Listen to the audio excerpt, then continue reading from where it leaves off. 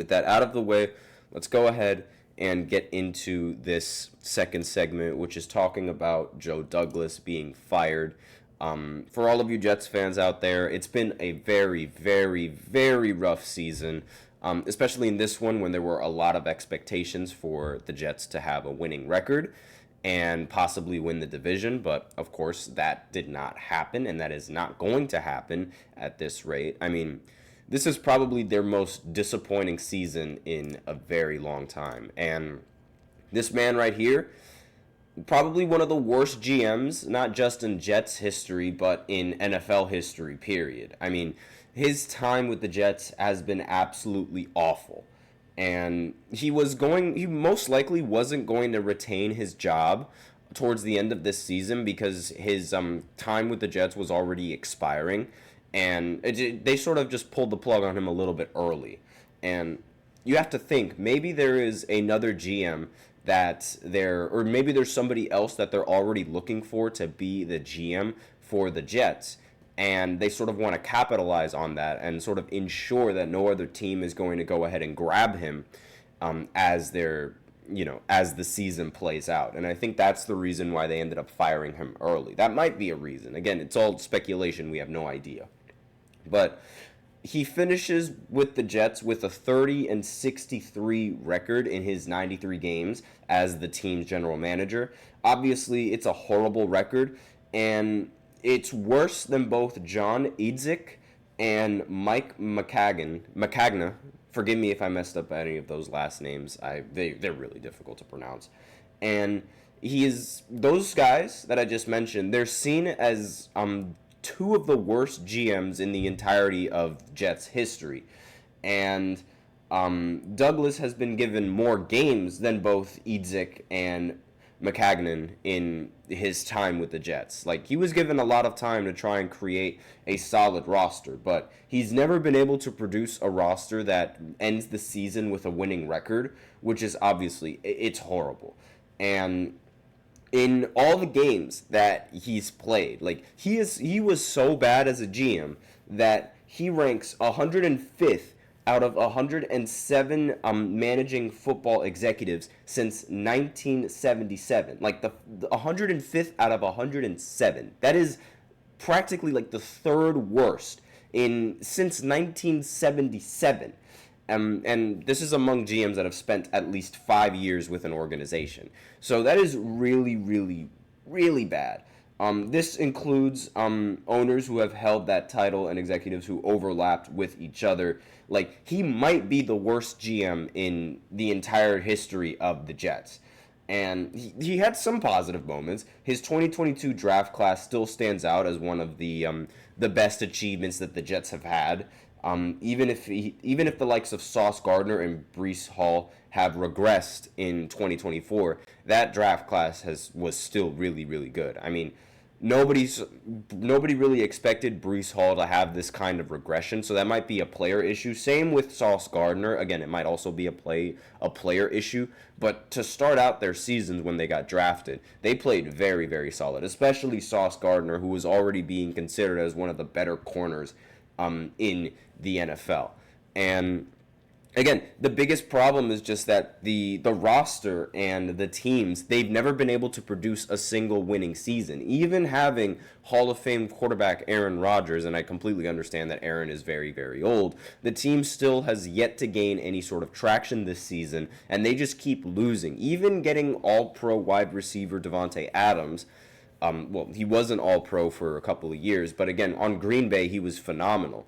And even having him, it doesn't really seem like the Jets have veered off their trajectory at all from this season. In fact, they're worse now with Aaron Rodgers and Davante Adams than they were with Zach Wilson at quarterback. And speaking of Zach Wilson, it was Joe Douglas's decision to go ahead and draft Zach Wilson. And I'm sure all of you Jets fans and everyone knows exactly what happened with Zach Wilson. He threw a crazy ball and sort of catfished everybody in this league, but he was an awful quarterback. He was absolutely terrible at quarterback for the Jets. And it's been a train wreck of a season. I mean, you got rid of people thought was the problem. Literally, like the talk of the Jets last season and the seasons with Zach Wilson was that this team is a competent team and a contending team if they actually have a solid quarterback. They got a solid quarterback. Again, Aaron Rodgers, I will say, he has not been playing as well as people thought he would play with the Jets. He still hasn't had a 300-yard passing game for the Jets. And it's been absolutely awful with Aaron. But again, people thought that once they got Aaron Rodgers, then he would sort of be the chosen one, the one that would lift the Jets out of a losing record and bring them to a winning record. But ever since he went down in the very first game in the Jets uniform, then the Jets' hopes and dreams just collapsed. Now he's healthy, and still the Jets' hopes and dreams collapse. It's been awful. And it was awful. I mean, again, being responsible for drafting Zach Wilson is never a good sign, and it's not something that you want to be remembered for. Not to mention the latest QB selection and solution in Aaron Rodgers, it looks to be a huge whiff. I mean, the way that this season has turned out, it's been awful. He hired a head coach who had a 20-36 record with the Jets.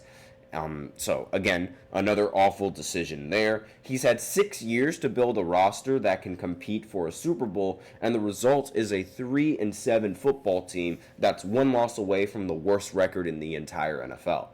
And that is, like, they're, aside from Dallas and maybe even the Giants, they are one of the biggest laughingstocks in the entirety of the NFL right now. And I'd say a little bit more than they're a bit more of a laughingstock than the Giants right now, because having Aaron Rodgers at quarterback, you're sort of expected to compete. I don't think the Giants were expected to compete at all this season. I mean, I knew that we weren't going to compete, but I figured we'd make some of these games a little bit competitive. But of course, Daniel Jones at quarterback is just, you're not going to get competitive games out of him, and I realize that now.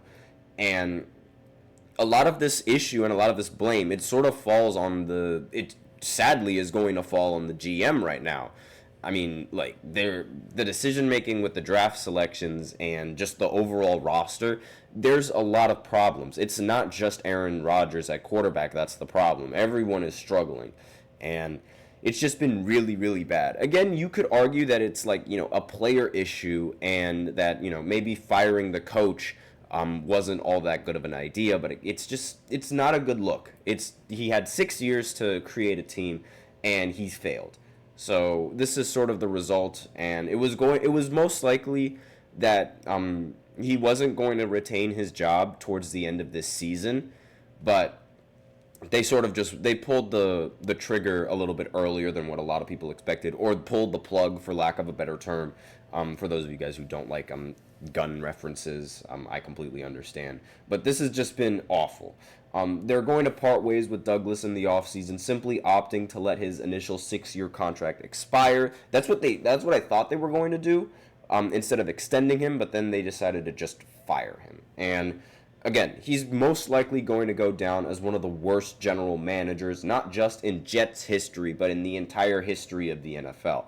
A very, very bad legacy to leave behind, and I don't really expect him to get a job after this season, especially with just how bad he's been. Like, it's really just, it's bad. So the Jets, they can rejoice over something in this season, finally getting rid of that GM. I wonder who they're going to get. Let me know in the comments who you guys think they're going to get to be their GM for next season. But we're out of time in the second segment, so now we're going to shift our focus to NBA basketball, where we talk about James Harden passing Ray Allen in all-time three-pointers made. So I'll be right back after this short break. Be sure to stay tuned if you guys are interested. Looking for your daily fix of sports talk without having to pay for it? GSMC Sports Network is available on YouTube. Just search GSMC Sports Network. Get your fix of daily sports talk shows on YouTube, absolutely free. NFL, college football, NBA, MLB, MMA, UFC, fantasy football, and so much more. GSMC Sports Network has shows running all day long, with new sports shows starting every 2 hours. Just like on your favorite cable sports channel, except GSMC Sports Network is absolutely free. Just search GSMC Sports Network on YouTube to catch one of your new favorite shows, like the GSMC College Football Podcast, Chip Shot Football Podcast, Hoops and Heels Women's Sports Podcast, GSMC Basketball Podcast, and so many more. Check it out for yourself. GSMC Sports Network, now available on YouTube absolutely free. Search GSMC Sports Network on YouTube right now.